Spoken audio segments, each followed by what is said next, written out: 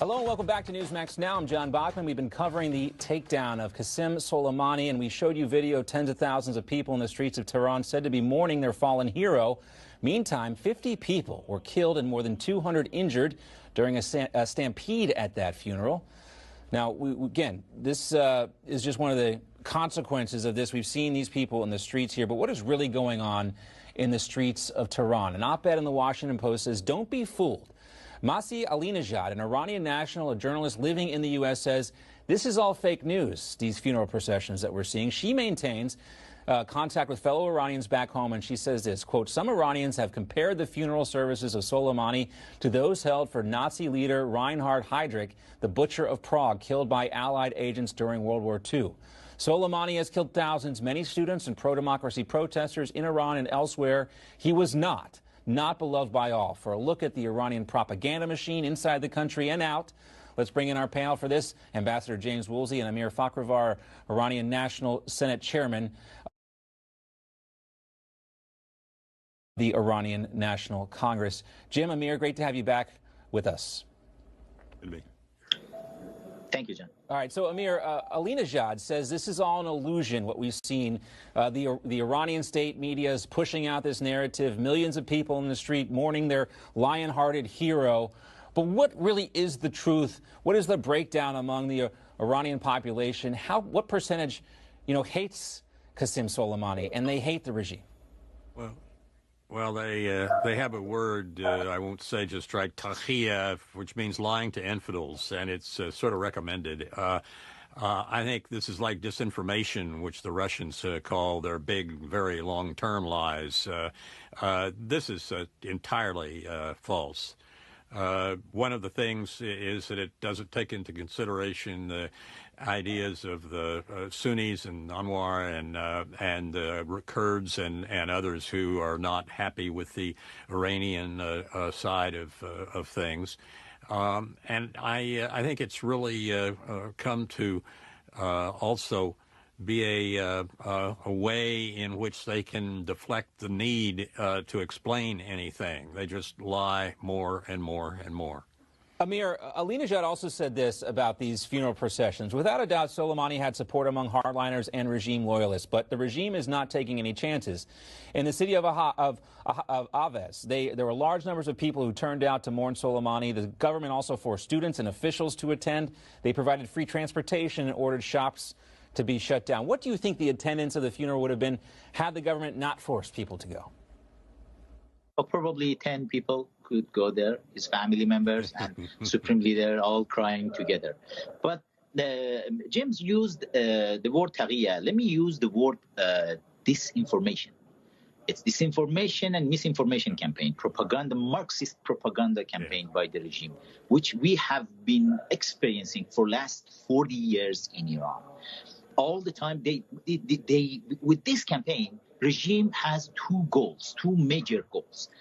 I'm always saying the mullahs, Iranian mullahs, they're not smart to use these type of tactics. It's exactly Russian KGB's tactics. And as I mentioned in my book, Comrade Ayatollah, Iranian Supreme Leader himself, and many of Iranian mullahs who are in power in Iran right now, they have been graduated from Patrice Lumumba University, KGB's spy training school. And they are using tactics. And the other thing, too, guys, is, a few years ago in 2009, we saw probably more people in the streets of Iran protesting the regime there during the Green Revolution. You didn't see the media coverage the same way you see Soleimani's funeral covered. And it's pretty striking, Jim, to look at, the way so many in the big corporate media are just willing to take the handouts from the Iranian state media and present it as if it is fact. Amazing. They are in a number of cases, the mainline media and some of the corporations that are working together with China and other countries trying to get around American sanctions and restrictions. It's really amazing how much in the pockets of the bad guys some of our corporations and some of our government officials are and also our allies too. I mean, we see our European allies. They are more concerned about their business interests in Iran than they are about perhaps what's doing the right thing. Well, they've been reading biographies of Neville Chamberlain and got mixed up. Instead of not acting like Neville Chamberlain, they thought they're supposed to act like Neville Chamberlain. Yeah, there was one striking image too, Amir, just as we wrap up here, wanted to get your take on this. You saw the pictures out of the funeral. Maybe people didn't notice this, but an Eagle Eye correspondent for The National, which is a news outlet from the UAE, she pointed out that what she calls one of the great ironies of Soleimani's funeral, his body was carried in a U.S.-made Chevrolet truck and guarded by Iraqi security equipped by U.S. This is the crowd's called America the Great Satan. I mean, irony is maybe not strong enough of a word there, Amir, when you look at this aspect of it. Oh, it will be, John. It will be a lot more interesting for you to know when Qasem Soleimani's daughter was speaking and calling her uncle several times. She said, "My uncle Hassan Nasrallah will take care of the revenge. My uncle Bashar Assad will take care of the revenge. My uncle Ismail Haniyeh will take care of the revenge." It's interesting. All of her uncles are not Iranians. All are the terrorists all around the world. But you mentioned something about that's very interesting. The same girl, Qasem Soleimani's daughter, is American citizen. Maybe you don't know that. No, a lot of I did not know that. And the terrorists and are funded so well around the world is that the United States is given unmarked $100 bills in many suitcases in response to the nuclear deal. 150 million, was it? Billion. Anyway. Billion, 150 billion, 1.8 billion in cash. Yeah, and we know the Iranian people, they wanted that money spent on domestic issues. It was spent on terrorism instead, and that's why we saw a lot of these anti-Iranian protests. And John, real quickly, Amir, before we have to John, go.